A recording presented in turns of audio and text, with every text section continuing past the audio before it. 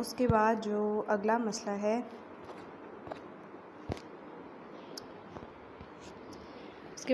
मसला है, उसमें कहते हैं कि अगर पेशाब या पखाना करते वक्त, अच्छा ये वाला तो हमारा हो गया। कहते हैं लेकिन एहतियात वाजिब ये है कि पेशाब और पखाना करते वक्त शर्मगाह को भी रूबा क़िबला या पुश्त ब क़िबला ना मोड़ा जाए।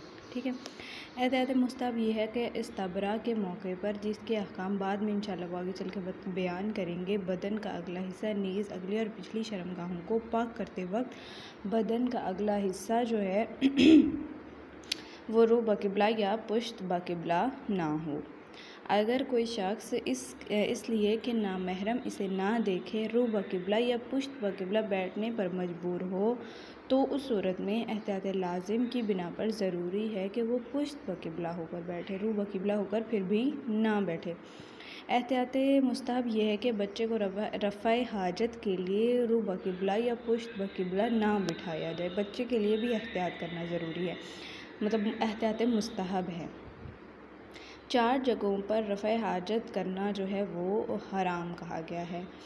सबसे पहले बंद गली में, जबकि वहाँ रहने वालों ने इसकी इजाज़त ना दे रखी हो, और इसी तरह अगर गुज़रने वालों के लिए वो किसी मुश्किल का या नुकसान का बाइस हो, तो अमूमी गली कूचों और रास्तों पर भी रफ़ाए हाजत करना हराम है। यानी ऐसे खुली जगह पे, उस जगह में जो किसी की ज़ाती मलकियत हो, जबकि इसने रफ़ाए हाजत की इजाज़त ना दे रखी हो। नंबर 3 पर है इन जगहों में जो मखसूस लोगों के लिए वक्फ़ हो, मसलन बाज़ मदरसे मोमिनीन की कब्रों पर, जबकि इस फ़ेल से इनकी बेहुरमती होती हो, बल्कि अगर बेहुरमती ना भी होती हो तो फिर भी वहाँ पर नहीं करना चाहिए, बल्कि हाँ अगर ज़मीन बिल इस्लाह मुबाह हो तो कोई हर्ज नहीं है। ठीक है। यही सूरत हर उस जगह की है जहाँ रफ़ाए हाजत दीन या मज़हब के मुक़द्दसात की तौहीन का सबब बने। आगे 3 सूरतों में यानी पखाना खारिज होने का मकाम यानी मक़अद फ़कत पानी से पाक हो जाता है। पखाने के साथ कोई और नजासत, मसलन खून बाहर ना आए, कोई बैरूनी नजासत जो है वो शर्मगाह पर यानी पखाना करने की जगह पर लग गई हो, सिवाय इसके कि ख़वातीन में पेशाब पखाने के मखरज तक पहुँच जाए, मक़अद का अतराफ़ जो है वो मामूल से ज़्यादा आलूदा हो गया हो, तो उस सूरत में वो फ़कत पानी से पाक होगा। इन सूरतों के अलावा मक़अद को या तो पानी से धोया जाता है या इस तरीके के मुताबिक जो बाद में बयान किया जाएगा, कपड़े या पत्थर या इन जैसी चीज़ों से भी पाक किया जा सकता है। अगर पानी से धोना, लेकिन फिर भी पानी से धोना क्या है, बेहतर है। उसके बाद फिर कहते हैं कि पेशाब का जो मखरज है पानी के अलावा किसी चीज़ से पाक नहीं होता और इसे एक मरतबा धोना काफ़ी होता है। अगरचे एहतियात मुस्तहब ये है कि 2 मरतबा धोएं और बेहतर अफजल ये है कि 3 मरतबा धोएं।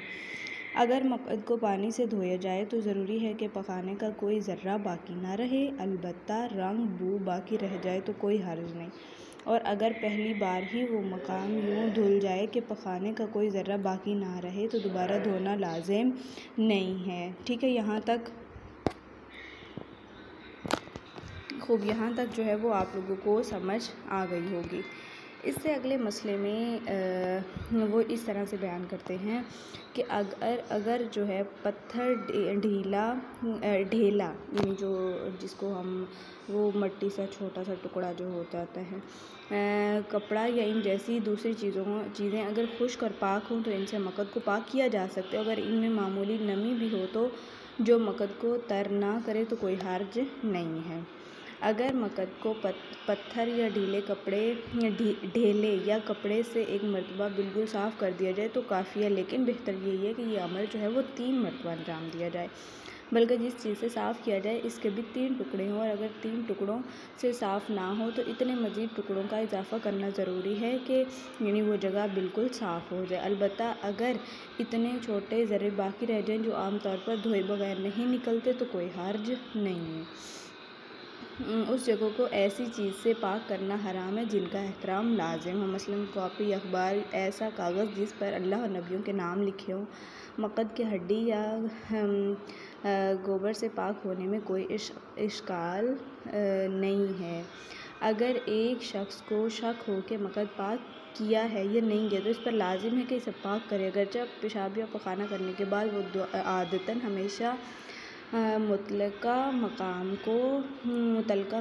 को फ़ौरन पाक करता हो, चाहे यानी वो कह रहे हैं कि अगर एक शख्स की आदत थी कि वो हमेशा पाक करता लेकिन शक हो रहा है तो उस सूरत में उसके लिए ज़रूरी है कि वो पाक करे।